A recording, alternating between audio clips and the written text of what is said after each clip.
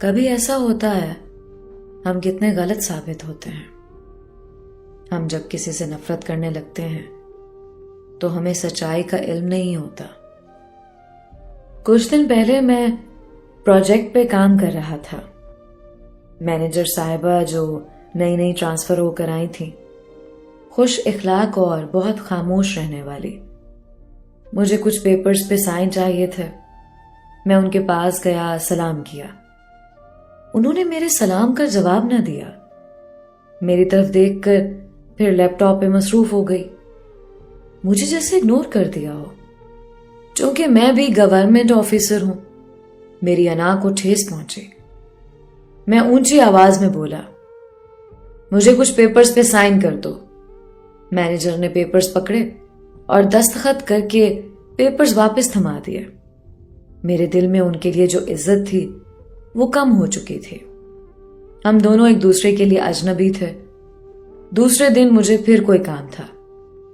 میں نے مینیجر سے بات شیئر کی، لیکن وہ خاموش لیپ ٹاپ پہ مصروف رہی، جیسے میری بات سنی ہی نہ ہو.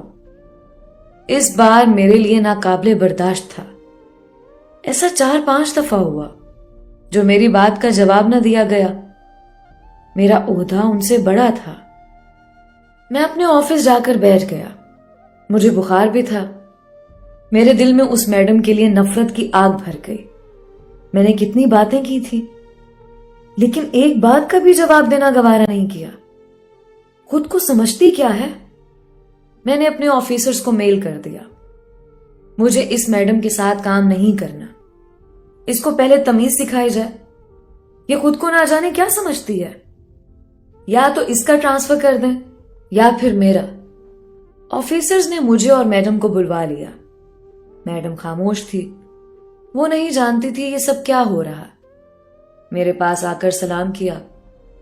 وہ شاید وجہ جاننا چاہتی تھی، لیکن میں نے اس کے سلام کا کوئی جواب نہیں دیا اور اپنی کار میں جا کر بیٹھ گیا. میڈم مسکراتے ہوئے میرے پاس آئی. سر خیریت ہے نا؟ مجھے ہیڈ آفس بلوایا گیا ہے. سنا ہے میرا ٹرانسفر ہو جائے گا. میں نے خاموشی سے گاڑی کا دروازہ بند کیا. وہ میری طرف حیرت سے دیکھ رہی تھی. میرے اس رویے پہ اس کی آنکھ نم سی ہو گئی تھی. میں اس کے نم ہوتی پلکوں کو محسوس کر پا رہا تھا، لیکن مجھے میری انا نے اندھا کیا ہوا تھا. ہم ہیڈ آفس پہنچے. وہ بھی وہاں موجود تھی.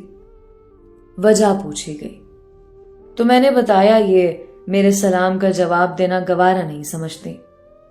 کوئی بھی بات کروں اس کا کوئی رسپانس نہیں. میں ایسے کسی بھی انسان کے ساتھ کام نہیں کر سکتا. آفیسرز میری طرف حیرانگی سے دیکھ رہے تھے. وہ میری برابر والی کرسی پہ بیٹھی خاموش تھی. پھر ایک آفیسر کرسی سے اٹھا، اونچی آواز میں بولا، میڈم آپ نے علی صاحب کو بتایا نہیں تھا کہ آپ کو کم سنائی دیتا ہے؟ آفیسر بہت ہی اونچی آواز میں بات کر رہا تھا. میڈم میری طرف دیکھ کر بولی، سر میں بہت کم سنتی ہوں. ایک بار میرا بلڈ پریشر شوٹ کر گیا تھا، جس کی وجہ سے میری سننے کی طاقت بہت کم ہو گئی ہے. شاید میں اسی لیے آپ کی باتیں سن نہیں پائی تھی. آپ کا سلام کہنا بھی مجھے سنائی نہیں دیا ہوگا. کانپتی ہوئی آواز میں وہ مجھے کہہ رہی تھی، اور میرے دل میں اس کے لیے نفرت کی آگ میرے لیے شرمندگی میں بدل گئی تھی. میں خود سے جج بن گیا تھا. بنا حقیقت جانے، بنا سچ جانے میں نے نفرت کی آگ جلا دی. میں نظریں جھکائے بیٹھا تھا. کچھ لمحے قبل میری آواز سخت تھی، اب نرم ہو چکی تھی. میں نے سوری کیا اور انا کے جانور کو ہلاک کر دیا. ایسے ہی ہم کبھی کبھی اپنی زندگی میں بنا مکمل سچ جانے کسی سے بلا وجہ نفرت کرنے لگتے ہیں. راستے جدا کر لیتے ہیں، رشتے ختم کر دیتے ہیں، وفائیں بھول جاتے ہیں، محبتیں چھوڑ دیتے ہیں.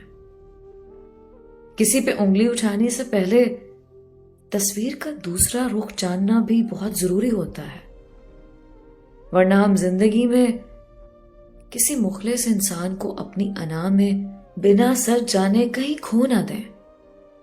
ہر فیصلے سے پہلے، ہر زہر سے پہلے، ہر انا سے پہلے، ہر غرور سے پہلے تصویر کا دوسرا رخ ضرور دیکھ لیں۔